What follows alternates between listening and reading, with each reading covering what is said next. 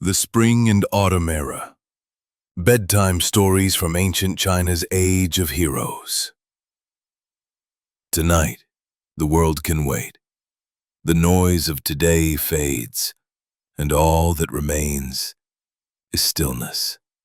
You're lying down now, perhaps with your blanket gently pulled to your chin. The room is quiet, the lights dim, and your breath moves softly, like the wind through bamboo. Let's leave behind the digital age for a little while.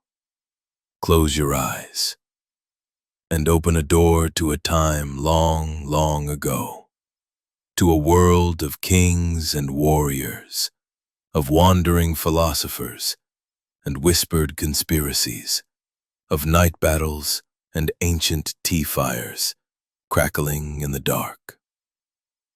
We're going back to ancient China, to the Spring and Autumn and Warring States period.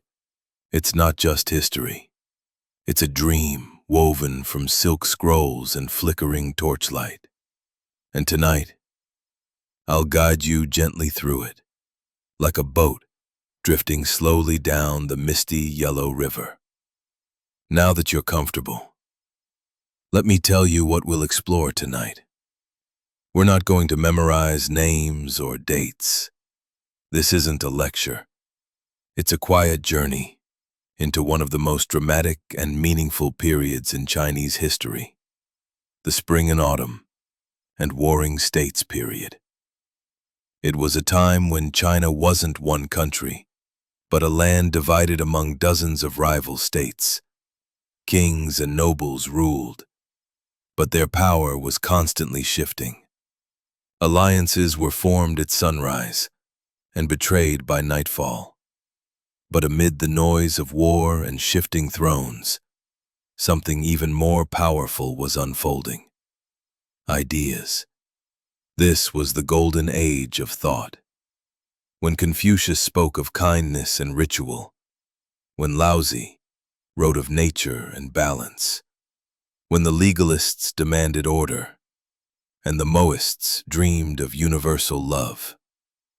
Tonight, we'll drift between these worlds, the battlefields and the classrooms, the palace whispers and the sage's bamboo hut.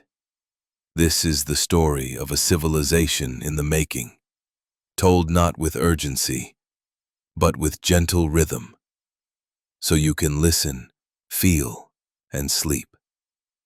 Our journey begins with a teacher, not in a school but on the road. Confucius, or Kong Fuzi, lived in a time when the world felt broken. States were at war, people were afraid, but he believed that the answer was not swords, but kindness, respect, and tradition. He traveled from one kingdom to another with his loyal disciples, carrying scrolls instead of weapons, offering rulers advice on how to govern with Li, ritual, and Ren, compassion. Some listened. Sometimes, changing your clothes is changing your fate. Next, we meet a man who rarely smiled, but whose words were sharp enough to slice through empires. Han Feizi, the master of legalism. He believed people were not good or bad, just predictable.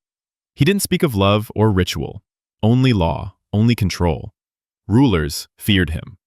Even his own student, the powerful Li Si, betrayed him, fearing his brilliance. Han Feizi died in prison, but his ideas, they lived on. They shaped the Qin dynasty and built the first Great Wall. And now, the final stop. Not a battlefield, not a palace, but 1,000 minds, thinking.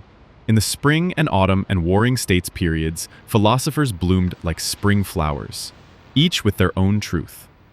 The Mohists believed in universal love, Jian'ai. The Taoists followed nature, flowing like water. The Confucians taught loyalty and order. The legalists built systems of strict control. They argued, they wrote, they dreamed. Tonight, you heard only 4 whispers from that storm of voices. But there are so many more, waiting, quietly, in bamboo scrolls, in ancient ink, and now in your dreams.